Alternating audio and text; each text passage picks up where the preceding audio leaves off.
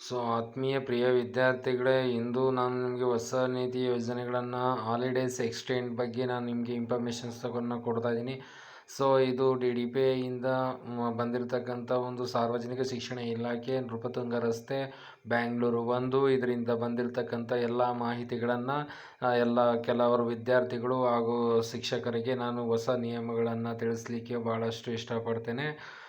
ಬಹು ನಿರೀಕ್ಷಿತವಾದಂಥ ಜನಸಾಮಾನ್ಯ ವಿದ್ಯಾರ್ಥಿಗಳು ಹಾಗೂ ಶಿಕ್ಷಕರು ಈ ಒಂದು ಹಾಲಿಡೇಸ್ ಒಕೇಶನ್ಸನ್ನು ಎಕ್ಸ್ಟೆಂಡ್ ಮಾಡಿರುವ ವಿಚಾರದ ಬಗ್ಗೆ ಮತ್ತು ಕಾರಣಾಂತರ ಒಂದು COVID-19 ಇರೋದರಿಂದ ಕೆಲವೊಂದು ನೀತಿ ನಿಯಮಗಳನ್ನು ಇಲ್ಲಿ ಕೊಡಲಾಗಿದೆ. ಹಾಗೆಯೇ ಅಬ್ಸರ್ವ್ ಮಾಡಿ, ರಾಜ್ಯದ ಪಠ್ಯಕ್ರಮ ಅನುಸರಿಸುವ ಶಾಲೆಗಳಿಗೆ ಉಲ್ಲೇಖ, ಸುತ್ತೋಲೆ 2020-21ನೇ ಸಾಲಿನ ಬೇಸಿಗೆ ರಜೆ ಮತ್ತು 2021-22ನೇ ಸಾಲಿನ ಶೈಕ್ಷಣಿಕ ವರ್ಷಾರಂಭ ಕುರಿತು ತಾತ್ಕಾಲಿಕ ವೇಳಾಪಟ್ಟಿಯನ್ನು ರಾಜ್ಯಾದ್ಯಂತ ಸರ್ಕಾರಿ ಅನುದಾನ ರಹಿತ ಪ್ರಾಥಮಿಕ ಪ್ರೌಢಶಾಲೆಗೆ ಪ್ರಕಟಿಸಲಾಗಿತ್ತು.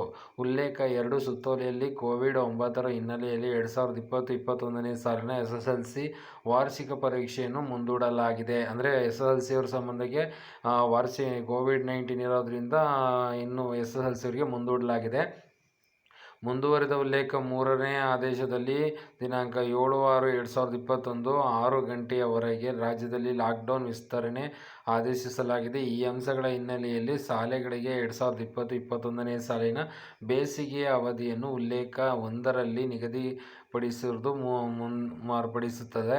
ಈ ಕೆಳಕಂಡಂತೆ ಮರುನಿಗದಿಯನ್ನು ಪಡಿಸಲಾಗಿದೆ. ಅಂದರೆ ಮುಂದೆ ಒಂದು ಲಾಕ್ಡೌನ್ ಕೋವಿಡ್ ಇರೋದ್ರಿಂದ ಅದನ್ನು ಮುಂದೂಡಿಕೆ ಆಗಿದೆ. ಜೊತೆಗೆ ವಾರ್ಷಿಕ 2020-21ನೇ ಸಾಲಿನ ಅವಧಿಯನ್ನು ಸ್ವಲ್ಪ ಮುಂದೂಡಲಾಗಿದೆ.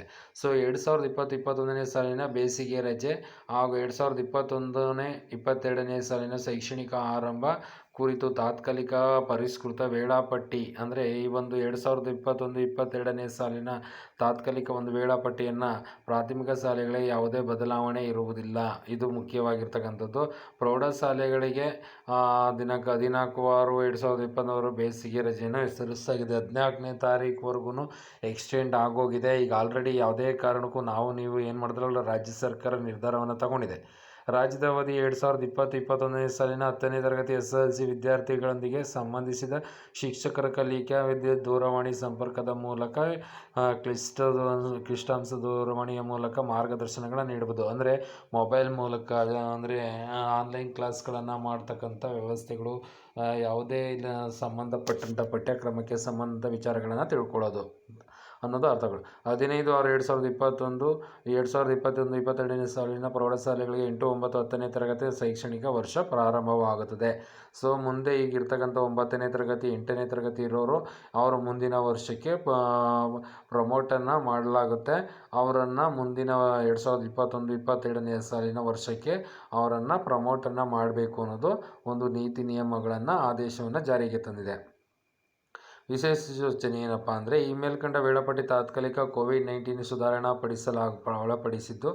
ಅಂದರೆ ಇದು ತಾತ್ಕಾಲಿಕವಾಗಿ ವೇಳಾಪಟ್ಟಿಯಾಗಿರುತ್ತೆ. ಇದು ಸಾರ್ವಜನಿಕ ಶಿಕ್ಷಣ ಇಲಾಖೆಯವರು ಮಾತ್ರ ನಿರ್ವಹಣೆ ಮಾಡ್ತಾ ಇರೋದು. ಹಾಗೂ COVID-19 ಹಿನ್ನೆಲೆಯಲ್ಲಿ ಕಾಲಕಾಲಕ್ಕೆ ಸರ್ಕಾರ, ಇಲಾಖೆ, ಜಿಲ್ಲಾಡಳಿತ ಸೂಚನೆಯನ್ನು ನಿರ್ಧಾರ ಕಡ್ಡಾಯವಾಗಿ ಪಾಲಿಸುವಂತೆ ತಿಳಿಸುತ್ತದೆ. ಇದರಿಂದ ಎಲ್ಲ ರೀತಿ ಯೋಜನೆಗಳನ್ನು, ಇದು ಸಮಾಜದ ಆಯುಕ್ತ, ಗ್ರಾಮೀಣಾಭಿವೃದ್ಧಿ, ಪಂಚಾಯತಿ ವ್ಯವಸ್ಥೆ ಆಗಿರ್ಬೋದು, ಸಮಾಜ ಕಲ್ಯಾಣ ಇಲಾಖೆ ಇರ್ಬೋದು, ಆರೋಗ್ಯ ಇಲಾಖೆ ಆಗಿರ್ಬೋದು, ಹಿಂದುಳಿದ ವರ್ಗ ಕಲ್ಯಾಣ ಇಲಾಖೆ, ಸಾರ್ವಜನಿಕ ಶಿಕ್ಷಣ ಇಲಾಖೆ ಆಗಿರ್ಬೋದು, ಸಾರ್ವಜನಿಕ ಶಿಕ್ಷಣಕ್ಕೆ ಹಾಲ್ ನಿರ್ದೇಶನ ವ್ಯವಸ್ಥೆ ಆಗಿರ್ಬೋದು, ಉಪಸಾರ ಯೋಜನೆಗಳನ್ನಾಗಿರ್ಬೋದು, ಎಲ್ಲ ಪ್ರತಿ ಕಚೇರಿಗಳಿಗೂ ಸಹ ಈ ಒಂದು ಆದೇಶಗಳು ಸರ್ವಸಾಮಾನ್ಯವಾಗಿ ಪ್ರೌಢಶಾಲೆ, ಪ್ರಾಥಮಿಕ ಶಾಲೆ, ಪ್ರತಿಯೊಂದು ಬೆಂಗಳೂರು ಬೃಹತ್ ಶಾಲೆ ಇದು ಎಲ್ಲ ಕಮಿಷನರ್ಗಳಿಗೂ ಸಹ ಇದು ಎಲ್ಲರೂ ಹೋಗಿರ್ತಕ್ಕಂಥ ಒಂದು ಹೊಸ ನಿಯಮಗಳು ಆಗಿರುತ್ತೆ ಅಂತಲೇ ಹೇಳ್ಬೋದು. ಇದರಿಂದ ವಿಡಿಯೋಗಳಿಂದ ಎಲ್ಲರಿಗೂ ಉಪಯೋಗ ಆಗಿದೆ ಅಂತ ನಾನು ಅಂದ್ಕೊಂಡಿದ್ದೀನಿ. ಇದರಿಂದ ನಾನು ನಿಮ್ಮ ಪ್ರೀತಿಯ ಗೊಂಬೆ, ನಾಡಿನ ಚಿನ್ನದ ಹುಡುಗ ಎಂಬ ಹೆಸರನ್ನು ಪಡ್ಕೊಂಡಿದ್ದೆ. ಎಲ್ಲ ವಿದ್ಯಾರ್ಥಿಗಳು ಇದನ್ನು ನೋಡಲೇಬೇಕು ಅನ್ನೋದು ನನ್ನ ಉದ್ದೇಶ ಆಗಿದೆ. Thank you very much.